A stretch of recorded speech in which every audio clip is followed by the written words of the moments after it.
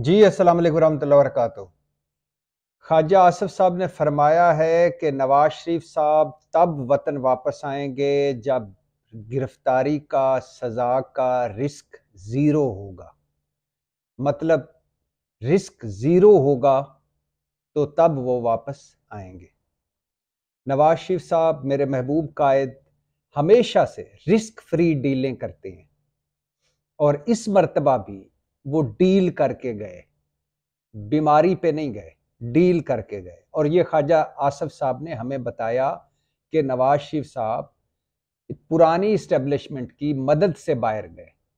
मतलब वो मेडिकल रिपोर्टें जाली थी, वो सडन डेथ का खतरा जो बताया जाता था जाली था, वो 12 बीमारियां, 17 दवाइयां, 7 स्टंट, 3 हार्ट सर्जरीज और एयर एम्बुलेंस और अंजाइना के दौरे और नवाज शरीफ साहब को फौरन पहुंचाइए वरना जान से जाने का खतरा है। ये सब एक झूठी कहानी घड़ी गई थी। नवाज शरीफ साहब बीमार हैं, माना बीमार हैं, लेकिन बाकी सब कुछ झूठ था।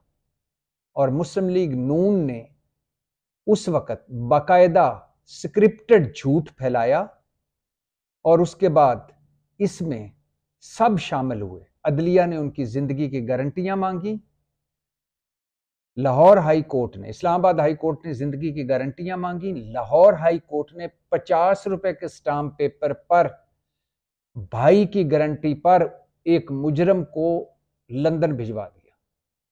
और इसी अदलिया ने 8 हफ्ते के रिलीफ पर उन्हें इससे पहले जाती उमरा भी भिजवाया था, जहां वो जज अरशद मलिक जो जज था उससे मुल्जम की अदालत में जज हाजिर हुआ था। तो ये सारा एक स्क्रिप्टेड डील जो थी, एक बाकायदा स्क्रिप्टेड सारा कुछ था, जो ख्वाजा आसिफ साहब ने जिससे बाद में पर्दा उठाया और 92 के एक प्रोग्राम में बताया कि नवाज शरीफ इस्टेब्लिशमेंट की मदद से गए थे। यही वजह थी कि जब उनके प्लेटलेट्स पाकिस्तान में 15-16 हजार थे तो लंदन पहुंचते ही वो 2.25 लाख हो गए। और फिर उसके बाद एक दिन भी बाकायदा इलाज नहीं करवाया, एक दिन भी बाकायदा अस्पताल में दाखिल नहीं हुए। वहां बैठकर हुकूमत गिराई और हुकूमत चलाई। पहले इमरान खान की हुकूमत गिराई, फिर शहबाज हुकूमत चलाई, सब अहम तकर्रियां की और फिर उसके बाद यूरोप गए, दुबई आए, सऊदी अरब गए, फिर यूरोप गए। तो ये डीलों के तहत, हमेशा रिस्क फ्री डीलों के तहत कभी जद्दा और कभी लंदन जाने वाले नवाज शरीफ साहब के बारे में ख्वाजा आसिफ फरमा रहे हैं कि तब वो वापस आएंगे जब जीरो रिस्क होगा। और शहबाज शरीफ साहब फरमा चुके हैं कि वो अगले महीने वापस आएंगे।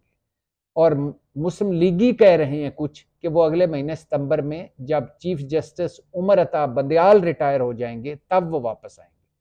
तो मतलब इस रिस्क फ्री जीरो रिस्क या रिस्क फ्री वापसी में उमर अता बंदयाल रुकावट है, लग तो ऐसे ही रहा है। और मतलब उमर अता बंदयाल चले जाएंगे तो ऐसा सारा कुछ माहौल सेट हो चुका है, सारा कुछ चीजें सेट हो चुकी हैं कि नवाज शरीफ साहब आएंगे जब तो रिस्क जो है गिरफ्तारी का या सजाओं का वो जीरो होगा। नवाज शरीफ साहब के बारे में मुस्लिम लीगियों ने पिछले 3.25 सालों में, तकरीबन 3.25 साल हो गए उनको गए, चंद हफ्तों के लिए गए थे, 3.25 साल हो गए हैं। इखलाकियात तो भूल जाए ना कि जो अपने आप को, जिनको उनकी बेटी मरियम नवाज साहबा इमाम खुमैनी पाकिस्तानी समिति हैं और जो अपने आप अपने नाम के साथ लीडर और रहनुमा लगवाते हैं नवाज शरीफ साहब, उनमें इखलाकियात की इतनी रत्ती भर भी नहीं थी कि अगर वो इलाज के लिए गए थे और अगर वो किसी डील के तहत ही गए थे तो वहां जाके सियासत ही ना करते। इखलाकियात, असूल, मंतक तो छोड़ देना। 170 मरतबा नवाज शरीफ साहब के जाने के बाद मुस्लिम लीगियों ने उनकी आने की डेटें दी, जिनमें से 70 मरतबा जवेद लतीफ़ साहब ने तारीखें दी। और शायद खाकान अब्बासी साहब ने जवेद लतीफ़ के बारे में फरमाया, पता नहीं वो क्यों डेटें देते रहते हैं, तारीखें देते थे, उन्होंने तो अपनी साख खराब कर ली सियासी तारीखें दे देकर। अब मुझे तो लगता है इस मुस्लिम लीग को और कोई काम ही नहीं है।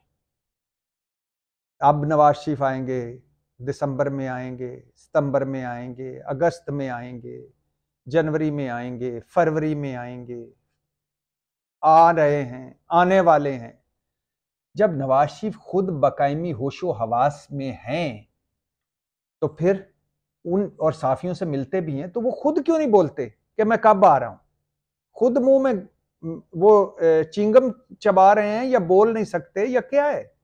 हर इशू पे बोलते हैं, इस पे क्यों नहीं उनसे साफी भी क्यों नहीं पूछते और वो खुद क्यों नहीं बताते? ये आगे क्यों रखे हुए हैं कि आज जा रहे हैं तो कल आ रहे हैं तो फलाने आ रहे हैं तो दिगाने आ रहे हैं? ये किनको सुनाते रहते हैं कि नवाज शरीफ साहब को? ख्वाजा साहब ने किसी को सुनाया तो नहीं कि नवाज शरीफ को जीरो रिस्क वाला माहौल प्रोवाइड करें या रिस्क फ्री माहौल प्रोवाइड करें ताकि वो वापस आए? ये बड़े पहुंचे हुए बुजुर्ग हैं। वो कहते ने सुनाना बेटी नू, यानी कहना बेटी नू और सुनाना नो नू। ये इस तरह के लोग हैं। अच्छा, और फिर जब नवाज शरीफ गए थे तो उस वक्त इमरान खान वजीर आजम थे। उसके बाद उनके भाई आ गए जो इस्टेब्लिशमेंट की आंख का तारा है और जिन्होंने इस कौम को 16 महीनों में तारे दिखा दिए, दिन में तारे दिखा दिए, वो आ गए। उसके बाद काकड़ साहब आ गए हैं और अभी तक नवाज शरीफ साहब वापस नहीं आए। और उनके आने में अब क्या रुकावट है मुझे कोई समझ नहीं आती।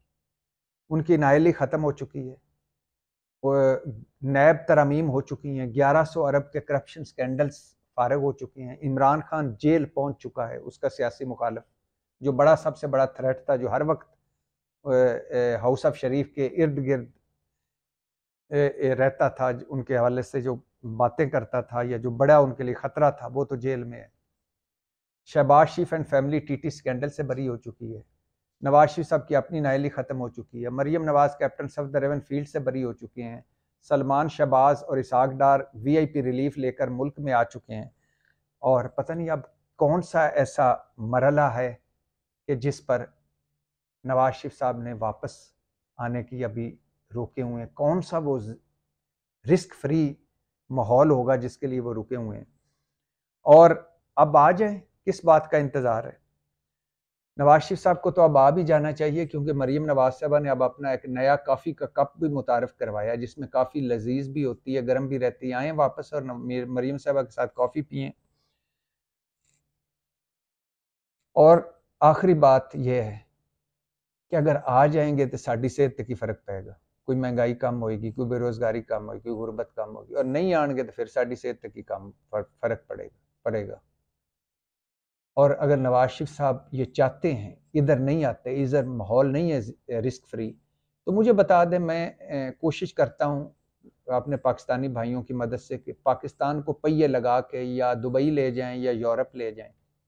इटली, वो हर मरतबा यूरोप का सफ़र इटली से शुरू करते हैं। मिलान बड़ा पसंद है उनको, फैशन का भी घर है और वहाँ के खाने भी बड़े मज़े हैं कि पिज़्ज़ा शीज़ा बड़ा मज़े का, तो वहाँ ले जाते। वैसे पाकिस्तान अगर यूरोप में होता तो नवाज शरीफ साहब ने वापस आ जाना था। पाकिस्तान अगर दुबई में होता तो नवाज शरीफ साहब ने वापस आ जाना था। ये पाकिस्तान का प्रॉब्लम ये है कि ये यूरोप और दुबई से बाहर है।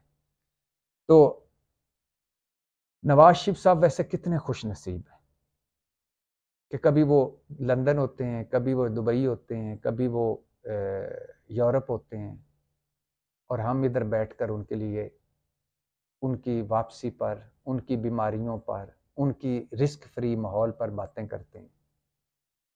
हमें कभी तौफीक ना हुई हमारे मीडिया को, हमारे मुल्क को, कि उन हज़ारों कैदियों के बारे में फ़िक्र करें या कभी बात ही कर लें जो इस वक्त जेलों में जानवरों से बदतर ज़िंदगी गुजार रहे हैं और जिनमें से बहुत सारे बेगुनाह भी हैं।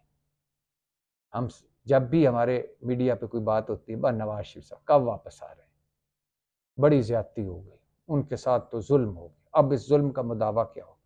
मेरे ख्याल से मुदावा ये होगा कि पूरी कौम, सुप्रीम कोर्ट समेत, अदलिया समेत, सब के सब हम उनको 50 रुपए के स्टाम्प पेपर पर लिख कर दें कि आजा परदेसिया तेन वास्ते ही प्यार दा, रिस्क फ्री माहौल तेरा इंतज़ार कर ले, आजा, पाकिस्तान जिंदाबाद।